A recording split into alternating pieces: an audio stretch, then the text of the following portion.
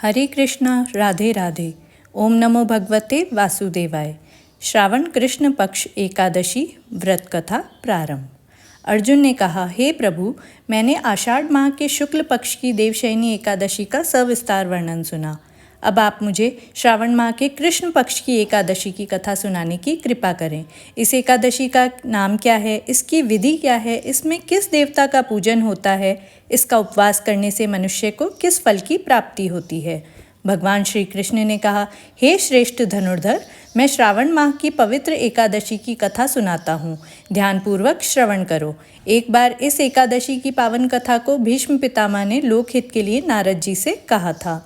एक समय नारद जी ने कहा, हे पितामह, आज मेरी श्रावण के कृष्ण पक्ष की एकादशी की कथा सुनने की इच्छा है, अतः आप इस एकादशी की व्रत कथा विधान सहित सुनाइए। नारद जी की इच्छा को सुन पितामह भीष्म ने कहा, हे नारद जी, आपने बहुत ही सुंदर प्रस्ताव किया है। अब आप बहुत ध्यानपूर्वक इसे श्रवण कीजिए। श्रावण माह के कृष्ण पक्ष की एकादशी का नाम कामिका एकादशी है। इस एकादशी की कथा सुनने मात्र से ही वाजपेयी यज्ञ के फल की प्राप्ति होती है। कामिका एकादशी के उपवास में शंख, चक्र, गदाधारी भगवान विष्णु का पूजन होता है। जो मनुष्य इस एकादशी को धूप, दीप, नैवेद्य आदि से भगवान विष्णु की पूजा करते हैं, उन्हें गंगा स्नान के फल से भी उत्तम फल की प्राप्ति होती है। सूर्य ग्रहण और चंद्र ग्रहण में केदार और कुरुक्षेत्र में स्नान करने से जिस पुण्य की प्राप्ति होती है, वह पुण्य कामिका एकादशी के दिन भगवान विष्णु की भक्तिपूर्वक पूजा करने से प्राप्त हो जाता है। भगवान विष्णु की श्रावण माह में भक्तिपूर्वक पूजा करने का फल समुद्र और वन सहित पृथ्वी दान करने के फल से भी ज़्यादा होता है। व्यतिपात में गंडकी नदी में स्नान करने से जो फल प्राप्त होता है, वह फल भगवान की पूजा करने से मिल जाता है। संसार में भगवान की पूजा का फल सबसे ज़्यादा है, अतः भक्तिपूर्वक भगवान की पूजा न बन सके तो श्रावण माह के कृष्ण पक्ष की कामिका एकादशी का उपवास करना चाहिए। आभूषणों से युक्त बछड़ा सहित गोदान करने से जो फल प्राप्त होता है, वह फल कामिका एकादशी के उपवास से मिल जाता है। जो उत्तम द्विज श्रावण माह में कृष्ण पक्ष की कामिका एकादशी का उपवास करते हैं तथा भगवान विष्णु का पूजन करते हैं, उनसे सभी देव, नाग, किन्नर, पितृ आदि की पूजा हो जाती है। इसलिए पाप से डरने वाले व्यक्तियों को विधि विधान सहित इस उपवास को करना चाहिए। संसार सागर तथा पापों में फंसे हुए मनुष्य को इनसे मुक्ति के लिए कामिका एकादशी का व्रत करना चाहिए। कामिका एकादशी के उपवास से पाप नष्ट हो जाते हैं। संसार में इससे अधिक पापों को नष्ट करने वाला कोई और उपाय नहीं है।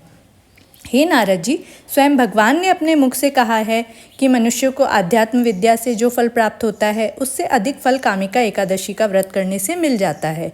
इस उपवास को करने से मनुष्य को न यमराज के दर्शन होते हैं, न ही नरक के कष्ट भोगने पड़ते हैं। वह स्वर्ग का अधिकारी बन जाता है।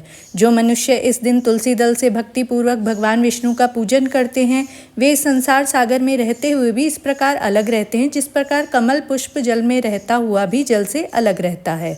तुलसी दल से भगवान श्रीहरि का पूजन करने का फल एक बार स्वर्ण और 4 बार चांदी के दान के फल के बराबर है। भगवान विष्णु रत्न, मोती, मणि आदि आभूषणों की अपेक्षा तुलसी दल से अधिक प्रसन्न होते हैं। जो मनुष्य प्रभु का तुलसी दल से पूजन करते हैं, उनके सभी पाप नष्ट हो जाते हैं। हे नारद जी, मैं भगवान की अति प्रिय श्री तुलसी जी को प्रणाम करता हूँ। तुलसी जी के दर्शन मात्र से मनुष्य के सभी पाप नष्ट हो जाते हैं और शरीर के स्पर्श मात्र से मनुष्य पवित्र हो जाता है। तुलसी जी को जल से स्नान कराने से मनुष्य की सभी यम यातनाएं नष्ट हो जाती है। जो मनुष्य तुलसी जी को भक्तिपूर्वक भगवान के श्री चरण कमलों में अर्पित करता है, उसे मुक्ति मिलती है। इस कामिका एकादशी की रात्रि को जो मनुष्य जागरण करते हैं और दीपदान करते हैं, उनके पुण्यों को लिखने में चित्रगुप्त भी असमर्थ हैं। एकादशी के दिन जो मनुष्य भगवान के सामने दीपक जलाते हैं, उनके पितर स्वर्ग लोक में अमृत का पान करते हैं। भगवान के सामने जो मनुष्य घी या तिल के तेल का दीपक जलाते हैं, उनको सूर्य लोक में भी सहस्त्र दीपकों का प्रकाश मिलता है। एक बार एक गांव में एक वीर क्षत्रिय रहता था। एक दिन किसी कारणवश उसकी ब्राह्मण से हाथापाई हो गई और ब्राह्मण की मृत्यु हो गई। अपने हाथों मारे गए ब्राह्मण की क्रिया उस क्षत्रिय ने करानी चाहिए, परंतु पंडितों ने उसे क्रिया में शामिल होने से मना कर दिया। ब्राह्मणों ने बताया कि तुम पर ब्रह्म हत्या का दोष है, पहले प्रायश्चित कर इस पाप से मुक्त हो, तब हम तुम्हारे घर भोजन करेंगे। इस पर क्षत्रिय ने पूछा कि इस पाप से मुक्त होने का क्या उपाय है।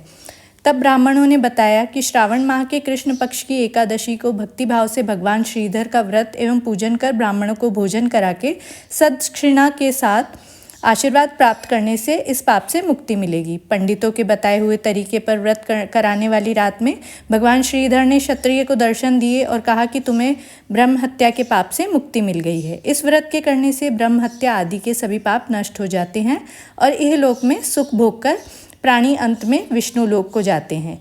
इस कामिका एकादशी के महात्म्य के श्रवण एवं पठन से मनुष्य स्वर्गलोक को प्राप्त करता है। जय श्री हरि।